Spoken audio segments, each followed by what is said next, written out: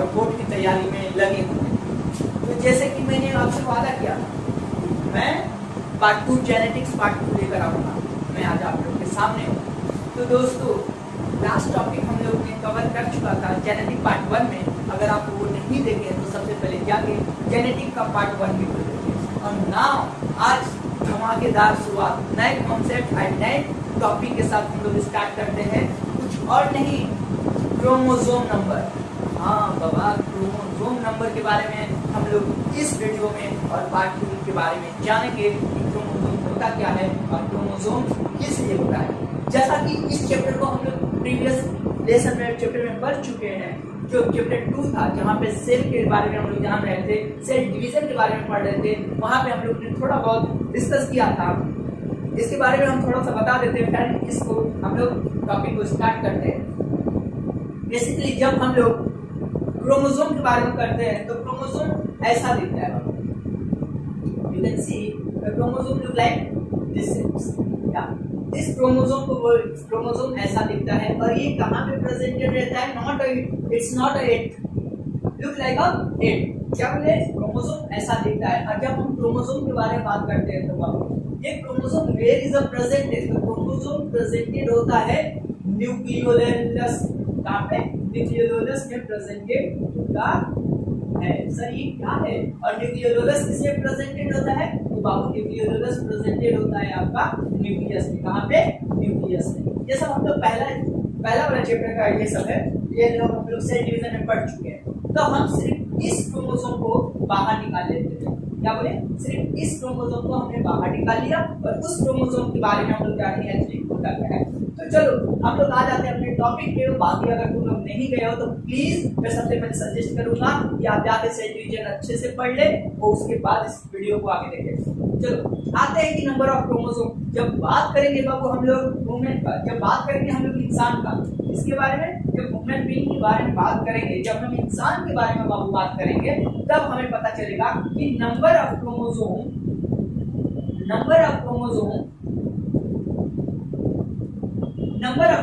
कितना होता है। तो number of chromosome in human being होता है तुम्हारा 46। कितना होता है बाबू? या बहुत टिपिकल क्वेश्चन आता है बाबू बोर्ड में। 46 क्रोमोसोम प्रेजेंटेड होता है ह्यूमन बीइंग में। हाँ 46 क्रोमोसोम। जब इस क्रोमोसोम को हम लोग देख रहे होंगे और तुम सजेस्ट कर रहे होगे कि बाबू ये तो एक साथ जीव है, तो हम क्या बोले? जब इंसान में 46 क्रोमोसोम प्रेजेंट होते हैं। ये बात बेसिक है और ये बात सबको पता है। तो number of chromosome in human being is presented 46 chromosome in human being. Now अब आते हैं कि चलो भाई ये 46 क्रोमोसोम कैसे प्रेजेंटेड होते हैं? या 46 क्रोमोसोम बाबू ऐसे प्रेजेंटेड होते हैं, ऐसे टाइप का प्रेजेंटेड होते हैं। तो यहाँ तो 46 जब हम काउंटिंग करते हैं तो इसको 1 लेते हैं और इसको 2 लेते हैं और ऐसे ऐसे करते करते सो ऑन हमारे पास कितना हो जाता है? हमारे पास टोटल हो जाता है 46 नंबर ऑफ क्रोमोसोम प्रेजेंट होते हैं ह्यूमन बीइंग में। नाउ अब हम लोग न्यू टॉपिक पे डिस्कस करने वाले हैं कि हम लोग जानेंगे कि 46 क्रोमोसोम नंबर प्रेजेंट होते हैं और उसके अलावा इसके बारे में हम लोग और डिटेल में बात करेंगे, मगर उसके अलावा और क्या प्रेजेंटेड होता है। तो जो डिफरेंट स्पीसीज है, जैसे कुछ डिफरेंट स्पीसीज का नाम बताएंगे। डिफरेंट स्पीसीज है उनमें अलग अलग टाइप का क्रोमोसोम, अलग अलग नंबर ऑफ क्रोमोसोम प्रेजेंट होते हैं। जैसे कि कुछ नाम हम बताने जा रहे हैं अभी। एक है ओनियन। तो ओनियन में कितना नंबर ऑफ क्रोमोसोम प्रेजेंटेड होते हैं वो देखेंगे। तो ओनियन में बाबू नंबर ऑफ क्रोमोसोम प्रेजेंटेड होते हैं। तो आ जाते हैं कि कुछ डिफरेंट टाइप की स्पीसीज होते हैं बाबू। तो जो डिफरेंट टाइप की स्पीसीज होते हैं उसमें different number of chromosome present होता है। जैसे कि यहाँ पे दिया हुआ है कि ओनियन का कितना नंबर ऑफ क्रोमोसोम होता है? तो ओनियन का जो प्याज होता है बाबू उसका नंबर ऑफ क्रोमोसोम 16 होता है। ध्यान से सुनिए, ओनियन का नंबर ऑफ क्रोमोसोम 16 होता है। वैसे ही मैज का नंबर ऑफ क्रोमोसोम 20 होता है। अब यहाँ पे बात करते हैं, तुम्हें एक चीज अनोखा दिख रहा होगा कि जो लायन है, टाइगर है और कैट, लायन, टाइगर, कैट, ये तीनों का क्रोमोसोम 38 होता है। और मेरा क्वेश्चन अभी आपसे ये है, और प्लीज ध्यान से इस क्वेश्चन को सुनो और थोड़ा जाके इस बारे में रिसर्च करो और थोड़ी जानकारी लो और कमेंट बॉक्स में एकदम धमाकेदार आंसर दे दो कि हम जान सके। अगर ये क्वेश्चन आपके लिए स्पेशल फॉर यू कि अगर लायन, टाइगर और कैट तीनों का क्रोमोसोम नंबर 38 है, ध्यान से सुनना, लायन, टाइगर और कैट तीनों का नंबर ऑफ क्रोमोसोम कितना है बाबू? 36 है। अगर 36 क्रोमोसोम तीनों का है तो ये दिखने में एक जैसे क्यों नहीं है? यही मेरा क्वेश्चन है तुम लोग से कि अगर इन तीनों का क्रोमोसोम सेम है, तीनों का क्रोमोसोम 38 है, तो वो दिखने में एक जैसे क्यों नहीं है? ये क्वेश्चन धमाकेदार है और आपके लिए है। आप जाओ उसका आंसर ढूंढो और मुझे कमेंट बॉक्स में आके कमेंट करो। Thank you. आ जाते हैं हम अपने टॉपिक पे। तो इन तीनों को तो बता दिए, तीनों का नंबर ऑफ क्रोमोसोम कितना है बाबू? 38 है। अब यहाँ पे देख लेते हैं पोटैटो का। तो पोटैटो का कितना नंबर ऑफ क्रोमोसोम है? तो पोटैटो का नंबर ऑफ क्रोमोसोम 48। और डॉग का कितना नंबर ऑफ क्रोमोसोम है? तो डॉग का नंबर ऑफ क्रोमोसोम 78। अब एक चीज देखते हैं कि और यहाँ पे और आल्सो वुमेन का कितना होता है? तो 46 क्रोमोसोम होता है। अब यहाँ पे कुछ तुम्हें नोटिस किए कि जो इंसेक्ट होते हैं, जो कीड़े मकोड़े होते हैं, जो इंसेक्ट होते हैं, उनमें नंबर ऑफ क्रोमोसोम कितना है? तो उनमें number of chromosome 1000, more than 1000। समझ रहे हो कि कितना बड़ा हो सकता है? 1000 मतलब उससे भी ज्यादा है। एक छोटा सा इंसेक्ट में हम लोग से भी ज्यादा क्रोमोसोम प्रेजेंटेड होता है। सोचो कितना बड़ी बात है। हम लोग का इंसानों का 46 से बाबू, मगर ये इंसेक्ट का बात करते हैं तो इंसेक्ट में मोर देन 1000 क्रोमोसोम प्रेजेंट होते हैं। ये बहुत अच्छा चीज है और बार बार बोर्ड इस क्वेश्चन को दिया है, इस बात को मत भूलना मेरे दोस्तों। हर क्या बोलने मांग रहे हैं कि वुमेन का 46 क्रोमोसोम है, मगर उनसे छोटे जो इंसेक्ट होते हैं उनमें मोर देन 1000 क्रोमोसोम प्रेजेंट होते हैं। अब आ जाते हैं टॉपिक पे एक और। अब मैं बताने जा रहे हैं कि होमोलोगस और होमोलोगस क्या होता है, ठीक है?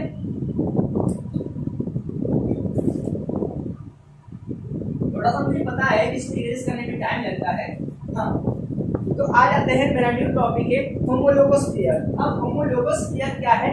आई होप कि नंबर ऑफ क्रोमोसोम तुम्हें समझ में आ गया होगा। अब हम तुम्हें बताएंगे होमोलोगस पेयर। होमोलोगस पेयर क्या होता है? होमोलोगस पेयर, तो होमोलोगस पेयर के बारे में बाबू जब जानेंगे, जब बात करेंगे, तो अभी अभी एक चीज मैंने बता के निकला है कि जो मेरा क्रोमोसोम होता है ऐसे होता है। तो एक चीज हमेशा याद रखने वाली ये बात है बाबू, जो साइज इसका होगा वही साइज इसका होगा। दूसरे नंबर ऑफ क्रोमोसोम का क्या होगा? साइज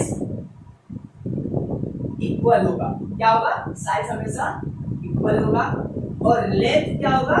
लेंथ भी हमेशा इक्वल होगा। हाँ भाई, जितना साइज इसका होगा उतना ही साइज इसका होगा। ध्यान से सुन लेना, जितना साइज इसका होगा उतना ही साइज इसका होगा। यही बात आपको बार बार समझाने की कोशिश किया जा रहा है। तो उसको अगर एक छोटा सा एग्जांपल में तुमसे लेना जा रहा हूँ, अगर तुम शॉपकीपर के पास जाते हो, तुम्हें स्लीपर लेना है, तुम्हें एक स्लीपर लेना है, तुम्हें एक चप्पल लेना है, तो क्या तुम ये बोलते हो कि मुझे एक पाँव का चप्पल देना? नहीं, तुम सिर्फ मांगते हो चप्पल देना। वो तुम एक मांगते हो, उठा के दो देता है, दोनों पाँव का देता है। हमारी आंखें एक आंख नहीं है, उसके साथ दूसरी आंख भी है। हमारा कान एक कान नहीं है, दूसरा कान भी है। तो ये सब क्या है? ये सब एक्चुअली पेयर है। क्या नाम? कुछ नया नाम सुनोगे तो ये पेयर है। पेयर मतलब एक जैसा, जो अकेले ना हो, उसी की तरह दूसरे, उसी की तरह सेम दिखने वाले चीज को हम लोग क्या बोलते हैं? पेयर बोलते हैं। जो उसी के साथ ही आता हो, जैसे आंख आंख के साथ आता है, कान कानी, हम लोग दो आंख नहीं बोलते,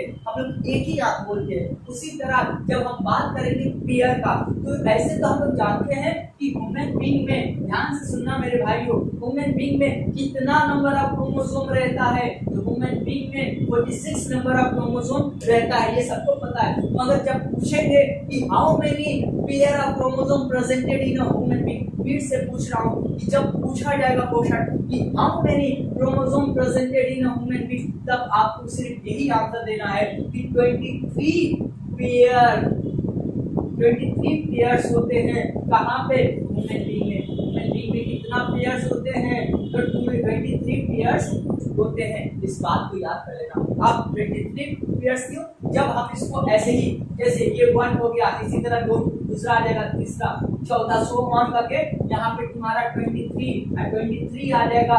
तो जब एक में 2 है, 2 में 2 है, 2 में 3 में 2 है, 4 में 2 है, उसको हम लोग पेयर के नाम से जान रहे हैं। तो उसको जब मैं तोड़ के गिनता हूँ तो मुझे 46 नंबर मिलता है। जब उसको पेयर में गिनता हूँ तो 23 मिलता है। तो जब भी पेयर में आंसर क्वेश्चन आए तो आपको देना है कि 43 pairs of chromosome presented in human being. अगर सिर्फ नंबर ऑफ क्रोमोसोम आता है तो आपको बताना है कि 46 number of chromosome presented in human being. ये हो गया छोटी छोटी बातें। अब कुछ बड़ा बात सीखते हैं। चलो, बड़ा बात क्या है सर, वो भी तुम्हें बता देते हैं। तो बड़ा बात बाबू ये है कि जब भी एक चीज तुम देख लिए कि 1 से लेकर 22 तक, ध्यान से सुना, बहुत बढ़िया टॉपिक है मेरे दोस्तों, कि 1 से लेकर 22 क्रोमोसोम तक एक ही जैसा दिखते हैं। क्या दिखेंगे? सेम दिखेंगे, जिनका सेम साइज होता है और सेम लेंथ होगा, सेम साइज होगा और सेम लेंथ होगा।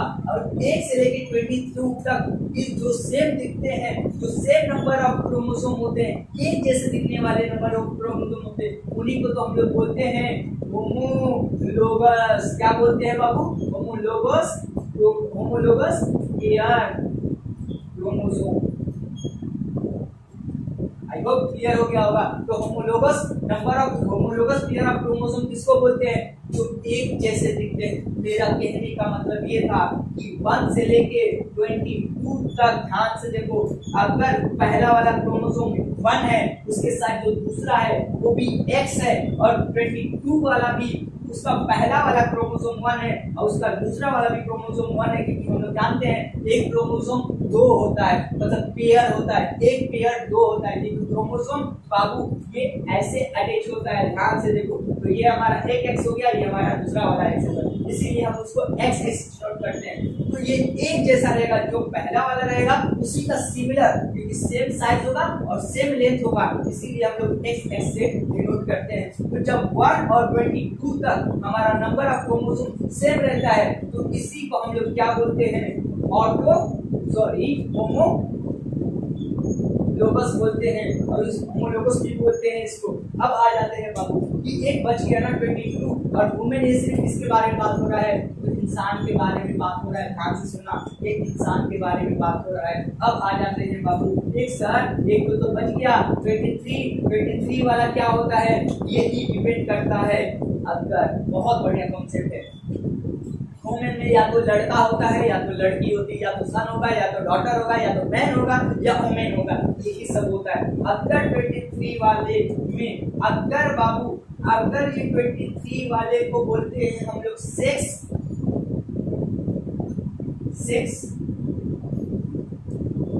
डिटरमिनेशन, सॉरी सेक्स क्रोमोसोम,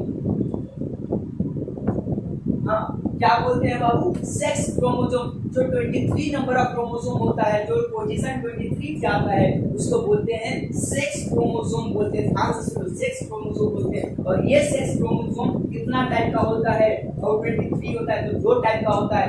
एक XX होता है, XX होता है, और दूसरा होता है तुम्हारा XY। ध्यान से देखो, या तो सेक्स क्रोमोसोम 2 ही होता है जो 23 नंबर ऑफ क्रोमोसोम पे होता है, या तो XX होगा या XY होगा। जब XX होगा तो वो फीमेल होगी, क्या होगी? फीमेल होगी। और जब YY होगा तो वो क्या हो जाएगा? मेल हो जाएगा। आई होप क्लियर। ये 23 number of chromosome sex chromosome होता है, और सेक्स क्रोमोसोम XX हुआ तो फीमेल और XY हुआ तो मेल। ध्यान से देखिएगा। अब इसी के बेसिस पे हम एक चीज बताएंगे आपको, मेल और फीमेल का कॉन्सेप्ट क्लियर हो गया होगा। तो एक और धमाकेदार वाला चीज हम आपको बता रहे हैं कि अगर मान लो ये XX और XY आपको क्लियर हो गया है, तो एक चीज हम बताने वाले हैं कि अगर मान लो X है और इधर XY है, ध्यान से देखिएगा, ये क्रॉस कराएंगे कि अगर मान लो फीमेल X है, ये क्या है? हमारा फीमेल है, फीमेल X है, this one is a female and this one is a male. ये फीमेल और ये मेल है, क्योंकि हम लोग बता चुके हैं कि जो 23 क्रोमोसोम होता है, XX वो फीमेल होता है और XY वो मेल होता है। तो अगर तो यहाँ से तुम्हें क्या 2 ही ऑप्शन मिलता है, ये वाला क्रोमोसोम से ये वाला आएगा, तो XX आएगा, ठीक है। अगर यही वाले क्रोमोसोम से ये वाला आ गया तो क्या हो जाएगा, XY आ जाएगा। अगर मान लो ये वाले क्रोमोसोम से ये आया तो XX आया, और यही क्रोमोसोम से ये वाला आ गया तो XY आया। अब क्लियर हो रहा है ना। अब देखो ये एक्चुअली कहाँ होता है, ये XY और XX और ये XY, where is this present? तो XX फीमेल का एग में प्रेजेंट होता है। कहाँ पे प्रेजेंटेड होता है, एग में प्रेजेंटेड होता है। फीमेल का एग में प्रेजेंटेड होता है, और ये मेल का स्पर्म में प्रेजेंटेड होता है। कहाँ पे, स्पर्म में। अब आप फीमेल का स्पर्म क्या होता है वो तुम जब रिप्रोडक्टिव सिस्टम पढ़ोगे एट दैट टाइम वहां पे डिटेल में हम एक्सप्लेन करेंगे। और एक तुम रिप्रोडक्टिव फीमेल रिप्रोडक्टिव सिस्टम अगर पढ़े होगे तो आई होप ये तुम्हें क्लियर होगा। फिर भी मैं थोड़ा सा एक बार रिकैप करवा देता हूँ कि ये फैलोपियन ट्यूब से, फीमेल का रिप्रोडक्टिव पार्ट से फैलोपियन ट्यूब से और ओवरी प्रोड्यूस करता है एग, और यहाँ पे स्पर्म को कौन प्रोड्यूस करता है, तो स्पर्म को स्कॉटम प्रोड्यूस करता है। और ऐसे ये सेमेन के फॉर्म में आता है, और सेमेन क्या होता है, तो सेमेन ये एक्चुअली सेमेन के फॉर्म में आता है। और सेमेन क्या होता है आपका, semen it is a fluid part होता है, फ्लूइड पोर्शन होता है। क्या होता है, फ्लूइड होता है, और उसी के प्रेजेंटेड होता है स्पर्म, ठीक है। तो वो बात की बात है। और उस स्पर्म में क्या होता है, तो उस स्पर्म में बाबू नंबर ऑफ क्रोमोसोम एक ही प्रेजेंटेड होते हैं, और उसमें क्या होता है, एक्स और वाई होगा, एक ही क्रोमोसोम होगा, और उसमें number of one pair chromosome होता है जिसमें एक्स एंड वाई होता है मेल के लिए, और फीमेल के एक में जो रहता है वो एक्स और एक्स रहता है। तो अब हम यहाँ पे जानते हैं जो एक्स एक्स होगा वो फीमेल होगा, और जो एक्स वाई होगा वो मेल होगा। फिर से हम एक बार रिपीट कर देते हैं। एक फीमेल के एक में क्रोमोसोम कितना होता है, एक्स एक्स होता है, और फीमेल के मेल के स्पर्म में एक्स वाई क्रोमोसोम होता है। ध्यान से सुनना कि फीमेल के एक में एक्स एक्स क्रोमोसोम होता है, और मेल के स्पर्म में एक्स वाई क्रोमोसोम होता है। अगर ये वाला क्रोमोसोम, पहला वाला क्रोमोसोम, और यहाँ का पहला वाला क्रोमोसोम एक्स यहाँ से भी आया, एक्स यहाँ पे भी आएगा, तो ये क्या बन जाएगा, फीमेल बन जाएगी, मतलब डॉटर फॉर्म होगा। क्या, डॉटर फॉर्म हो जाएगा, ठीक है, डॉटर हो गया। अगर फिर यही एक्स और ये वाला वाई आया तो ये क्या बनेगा, सन होगा, क्योंकि लड़का हमेशा होगा तो सन होगा। इन दोनों में मैरिज अगर करा दिया जाए, और मैरिज कराने के बाद इसका एक्स क्रोमोसोम और इसका वाई एक्स क्रोमोसोम आया तो डॉटर हो गया। अगर फीमेल का एक्स क्रोमोसोम और मेल का वाई क्रोमोसोम आया तो सन हो जाएगा। और नाउ अगर फीमेल का एक्स क्रोमोसोम और मेल का भी एक्स क्रोमोसोम आ गया तो ये भी क्या हो जाएगा, डॉटर हो जाएगा। क्या हो जाएगा, डॉटर हो जाएगी। और नाउ फीमेल का एक्स क्रोमोसोम और मेल का वाई क्रोमोसोम आ गया तो सन हो जाएगा। अगर मैं इसका रेशियो पूछूं कि लड़का और लड़की होने का चांसेस, बर्थ होने का चांसेस कितना है, तो आप इजीली बता सकते हैं कि 50-50 चांसेस होते हैं। कितना चांसेस है लड़का लड़की होने का, इट्स डिपेंड ऑन क्रोमोसोम। कौन सा क्रोमोसोम पहले आता है उस पर डिपेंड करता है। आई होप कि ये कॉन्सेप्ट बहुत अच्छे से क्लियर हो गया होगा। चलो नेक्स्ट फिर मिलेंगे, फिर पढ़ेंगे। जाते जाते एक और शायरी तो बनती है मेरे दोस्त। हाँ, तो कुछ शायरी आपके लिए।